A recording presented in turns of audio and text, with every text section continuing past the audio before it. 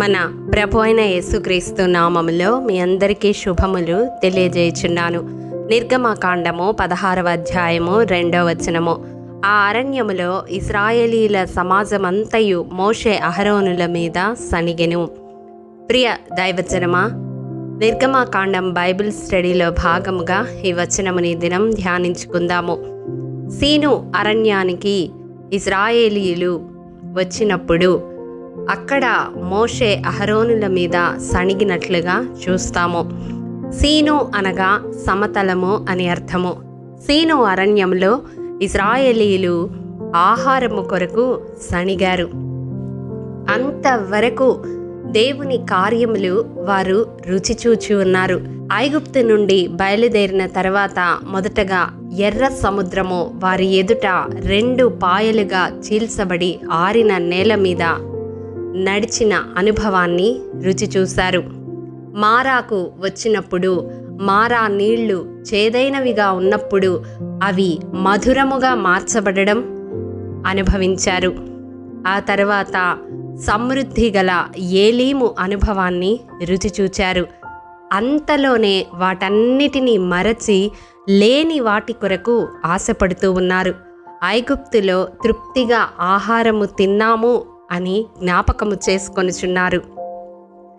ఉన్న వాటిని బట్టి సంతృప్తి చెందడం లేదు. ఈ వాక్యము వింటున్న ప్రియ సహోదరుడా, సహోదరి, నీ జీవితంలో కూడా దేవుడు నీకు అనుగ్రహించిన వాటిని బట్టి, నీ ఎడల చేసిన భీకర కార్యములను బట్టి తృప్తి చెందకుండా నీకు లేని వాటిని బట్టి సణుగుతూ ఉన్నావా? ఇక్కడ ఇశ్రాయేలీయులు దేవుని మీద ప్రత్యక్షముగా సణగకపోయినా దేవునికి ప్రతినిధులుగా ఉన్న మోషే అహరోనుల మీద సణుగుతూ ఉన్నారు. ఐగుప్తులో వారు తిన్న ఆహారమును జ్ఞాపకము చేసుకొని లేనందుకు సణుగుతూ ఉన్నారు. క్రీస్తును వెంబడించే విశ్వాసిగా నీ ఆత్మీయ యాత్రలో నీవు కొనసాగుతూ ఉన్నప్పుడు దేవుడు నీకు చేసిన మేలులతో తృప్తి చెందకుండా లోకానుసారమైన జీవితాన్ని జీవించే సమయంలో నీవనుభవించిన వాటిని కోల్పోతున్నావు అని సణుగుతూ ఉన్నట్లయితే ఈ దినం నీతోనే దేవుడు సూటిగా మాట్లాడుతూ ఉన్నాడు. ప్రియ దైవజనమా, మనకు కలిగి ఉన్న వాటితో తృప్తి పొంది ఉండడాన్ని మనం అభ్యాసము చేసుకొనాలి.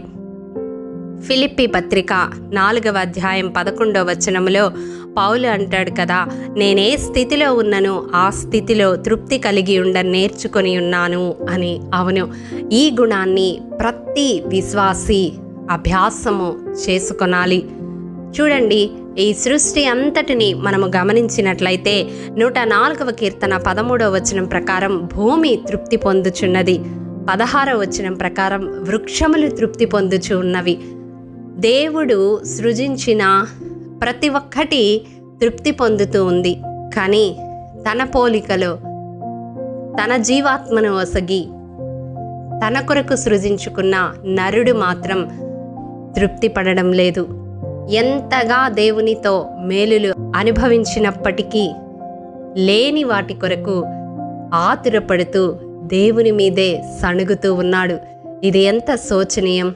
ప్రియ దైవజనమా, ఒకవేళ ఇప్పటి వరకు మన జీవితాలలో అటువంటి లక్షణం మనలో ఉంటే ఇక నుండి దాన్ని విడిచిపెడదాము. ఎందుకనగా లేని వాటి కొరకు సణుగుట కంటే ఉన్న వాటిని బట్టి హృదయమారా దేవుణ్ణి స్తుతించే అనుభవాన్ని కలిగి ఉందాము. ఆనాడు ఇశ్రాయేలీయులు సీను అరణ్యములో సడిగిన రీతిగా ముందున్న అనుభవాలన్నిటినీ మరచి దేవునికి ప్రతినిధులుగా ఉన్న మోషే అహరోన్లను వారి సణుగులతో విసిగించిన రీతిగా మనం ఉండకుండా జాగ్రత్త పడదాము. అటి కృప దేవాది దేవుడు మనందరికీ అనుగ్రహించునుగాక. ఆమేన్. ప్రేమ నమ్మకము కలిగిన మా ప్రియ పరలోకపు తండ్రి, మీ పరిశుద్ధ పాదములకు వందనములు. దేవా, విత్తబడిన వాక్యమును ప్రతి హృదయములో నూరంతలుగా ఫలింపచేయండి. దేవా, మా జీవితాల్లో లేని వాటి కొరకు ఆశపడకుండా లోకానుసారమైన జీవితములో ఉన్నవి మేము కోల్పోయామే అని బాధపడకుండా క్రైస్తవ విశ్వాస యాత్రలో మేము అనుభవిస్తున్న ప్రతి మేలును బట్టి నిన్ను స్తుతిస్తూ మాకు ఉన్న వాటితో తృప్తి చెందే కృపను మాలో ప్రతి ఒక్కరికి దయచేయమని యేసు అతి పరిశుద్ధ నామం పేరట అడిగి పొందుకొని ఉన్నాము తండ్రి. ఆమెన్. ప్రియ దైవజనమా, అనుదినము షారోన్ మన్నా ద్వారా అడగబడుచున్న బైబిల్ క్విజ్ ప్రశ్నలకు సమాధానములు ప్రతి నెల మొదటి వారము కామెంట్ బాక్స్లో పోస్ట్ చేయబడతాయి.